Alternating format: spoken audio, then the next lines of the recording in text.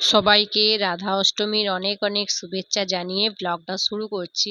তো হেসে হেসে তো ঋষিকে নিয়ে বেশ যাচ্ছি আমরা প্রাইভেটে দিতে। আজকে কিন্তু আমার রান্না বান্না কিছুই এখনো হয়নি, ঋষিকে প্রাইভেটে দিয়ে আসবো, দেখি বসে কিনা। তারপরে এসে আমরা রান্না বান্না যা করার করবো, যেহেতু আজকে ভাত করার নেই, সবাই আজকে খুদু চালের খিচুড়িই খাবো আর কুমড়োর তরকারি করবো, আর বেশি কিছু করবো না আজকে। তো সেই কারণে ঋষিকে নিয়ে প্রাইভেট চলে গেলাম। এই যে দেখো, ঋষি প্রাইভেটে পড়াশোনা করছে দিদিমণির কাছে। তো দিদিমণিটা ঠাম্মির বয়সী এরকম আরকি হবে, মানে একটু বয়স্ক টাইপের। তো আধা ঘন্টাও বসেনি, আধা ঘন্টাও। মানে প্রাইভেটে গেলেই শুধু বলবে যে চলো বাড়ি চলো। ব্যাস আধা ঘন্টা বসে পর। যাই হোক, নিয়ে চলেও যাচ্ছে ওকে, ফালতু বসেনি, কি করব, কাঁদছে। মানে এখনো বস আর হচ্ছে না। বেশ প্রথম নিজে নিজেই বসে থাকতো বন্ধুরা, জানো। আর তারপরে আর ওর ভালো লাগছে না, হয়তো সবকিছু শিখিয়ে দিচ্ছে। পড়াশোনা করতে তো কোনো বাচ্চারই ভালো লাগে না, সেরকমই আর কি হয়েছে।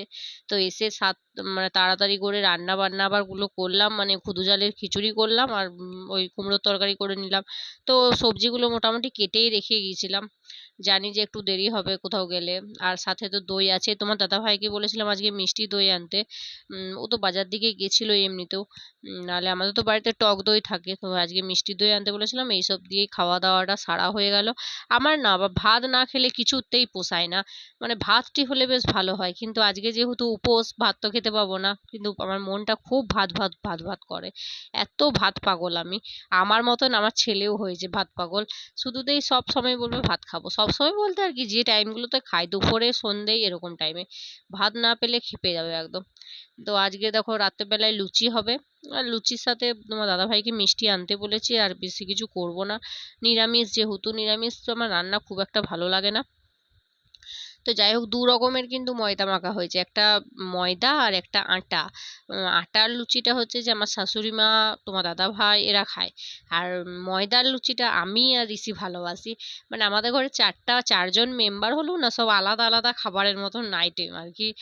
এটা খায় না, ও ওটা খায় না। আমার আরকি আটার লুচি একদম ভাল লাগে না। মানে করলে আমি খাবোও না, কেউ দিলেও খাবো না, এরকম একটা ব্যাপার। আমার খাওয়ার তো প্রচুর জ্বালা। তো সে কারণে ২ রকমই ময়দা মেখে দিয়েছিল আমার শাশুড়ি মা, আর আমি একাই বিললাম, একাই ছাঁকলাম তেলে। তেল গরম করতে আগেই বসিয়ে দিয়েছিলাম। একটার ময়দার আরকি আগে বিলে নিলাম, তারপর আরকি ছাঁকবো, তারপর আবার অন্যটার বেলবো। মানে একা হাতে যেরকম করতে হয় আরকি। তো লুচির সময় না কেউ বেলে দিলে একটু বেশ তাড়াতাড়ি হয়, কিন্তু কিছু করার নেই। আ কেউ বাড়িতে যদি না করে দেয় তাহলে তো করার কিছু নেই। আর আমার শাশুড়ি মা ময়দা মেখেই দেয়, তারপরে আমিই করি একা একাই। বেশ ভালোই লাগে। আর দুর্গাপূজা তো আসতেই চললো। এখনো পুজোর কোনোই মার্কেটিংও হয়নি। কোনো ভাবনা চিন্তাও নেই যে কি নেবো বা কিছু।